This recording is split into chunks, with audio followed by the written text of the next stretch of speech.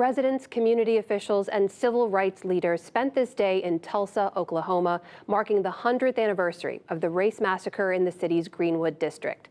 That neighborhood, once among the most prosperous for Black Americans, was known as Black Wall Street. White mobs killed many Black residents and left the neighborhood in smoldering ruins. Today, there was a soil dedication attended by the last remaining survivors to remember those who were killed. And throughout the weekend, there have been parades, calls for reparations, celebrations, and special church services. For many years, the massacre was less recognized in Oklahoma and nationally, but that has changed. We're going to look at the legacy tonight, beginning with an excerpt from a special documentary airing on PBS. And then Yamiche Alcindor has a conversation with an activist. Let's start with the history detailed in Tulsa, the Fire and the Forgotten, narrated by Michelle Martin. Throughout the mayhem, thousands of Black Tulsans were rounded up and confined to fairgrounds and ball fields.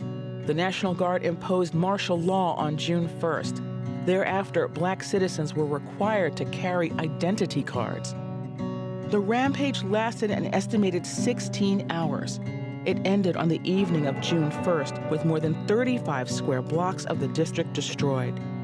10,000 Black people were left homeless and destitute. Hundreds were injured.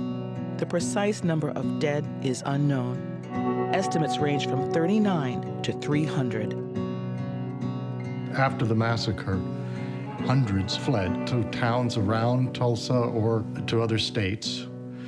We also know that there were those who were murdered and buried in mass graves. The third group were those who were taken and put into internment camps. So this is what happened to the Black community, and one has to stop and think what that means. The devastation of losing your home, your business, family members, and then to walk out of these internment camps and have to rebuild. It's unclear as to whether or not we'll ever know the identities of the perpetrators, but let's remember, when we talk about the direct perpetrators, we're talking about thousands of folks, a large segment of the white male population in the community. We know through ancillary evidence that parts of the leadership of the community were at least complicit in what happened. We know, for example, that the Tulsa Tribune, the daily afternoon newspaper, published a series of incendiary articles and editorials that really fomented hostility in the white community against the Black community. Despite the unprecedented horrors of May 31st and June 1st, no perpetrators were charged or tried. Indeed, the victimized community was blamed. After the massacre, a grand jury made of 12 white men appointed by the governor, indicted a number of Black citizens for the massacre, the riot, they called it, and some whites as well. But in the end, the grand jury effectively blamed it on the Black community of Greenwood. The Tulsa City Commission issued a report 2 weeks after the massacre. In it, Mayor T.D. Evans was unequivocal. Let the blame for this Negro uprising lie right where it belongs, on those armed Negroes and their followers who started this trouble and who instigated it.